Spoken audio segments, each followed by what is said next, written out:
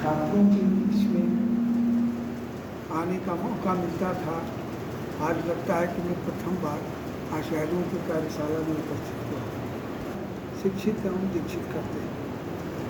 आज इस कार्यक्रम में उपस्थित होकर मैं स्वयं बहुत ही आह्लादित हो रहा हूँ कि विद्या भारती अपनी योजनाएं इस तरह से बनाया है कि हम स्वयं शिक्षित दीक्षित होकर आने वाले भविष्य को किस तरह से हम सजाओ संभाल सकते हैं।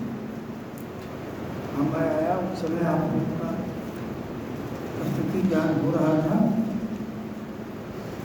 मैं महसूस कर रहा हूँ कि ये विद्या, ये शिक्षा आप स्वयं अपने जीवन में उतारते हैं तो आपका परिवार भी आपके पसंद है।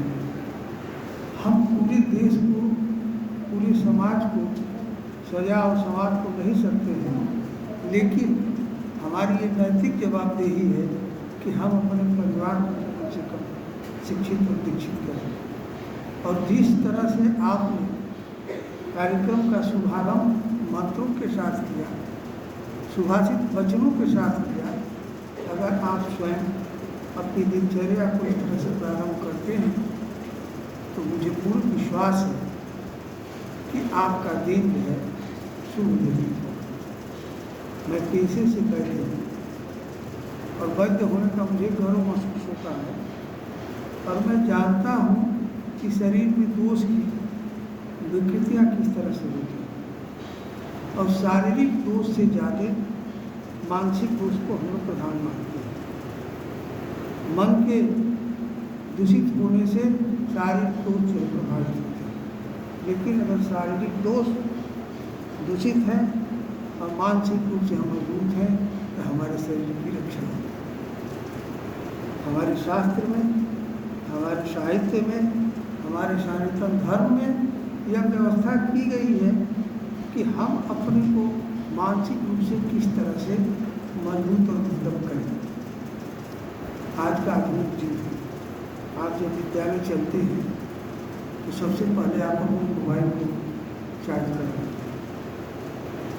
क्योंकि दिन भर से आपको कार्य मिलना है। आज का युग इसलिए तैयार है, लेकिन हमारे प्राचीन ऋषियों महर्षियों ने प्राचीन काल से ऐसी व्यवस्था सुनिश्चित की कि हम शारीरिक रूप के साथ साथ नैतिक रूप से हम मजबूत होते चले।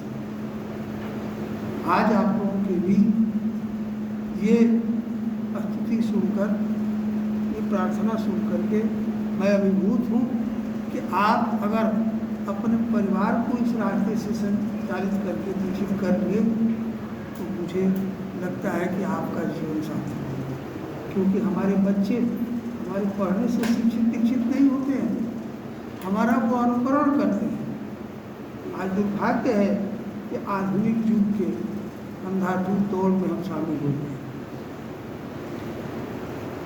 आप इससे अपने को बचाते हुए कैसे अपना विकास करेंगे, यह आपका दायित्व होता है।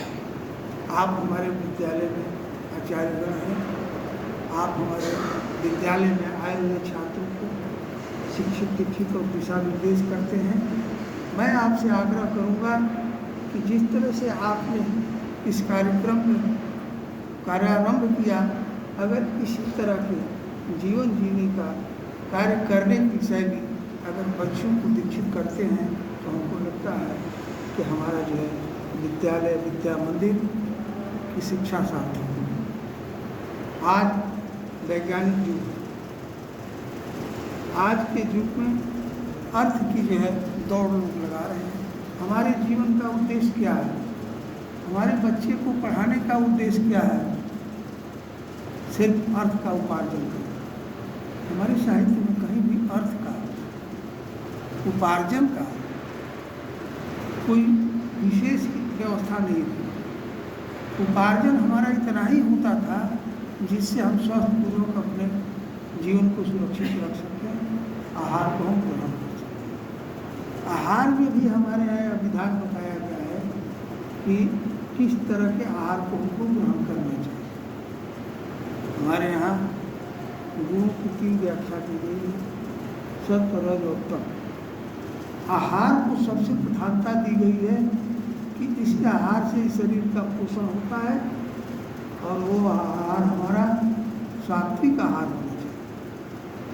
क्या आप विचार करेंगे कि हम जो अन्न ग्रहण कर रहे हैं, हम जो जीवन जी रहे हैं, हम जो कार्य कर रहे हैं, क्या सत्वगुण से आनंदित प्रभावित है? आपका उत्तर नकारात्मक हो सकता है, और हमारी शुरुआत ही यहीं से नकारात्मक शुरू हुई। तो आप कैसे एक सुखमय संपन्न जीवन की जो है कल्पना करते हैं? बिल्कुल नहीं। यही हमारी सनातन रीति रही है, और यही हमारा विद्या भारती का संरचना रहा, उद्देश्य रहा है कि हम ऐसी शिक्षा व्यवस्था करें जिसमें हमारे पढ़ने वाले छात्र अपने परिवार के प्रति, अपने समाज के प्रति, अपने देश के प्रति समर्पित हों, और गर्व के साथ वो कहें कि हम हिंदू हैं और हम भारतीय हैं।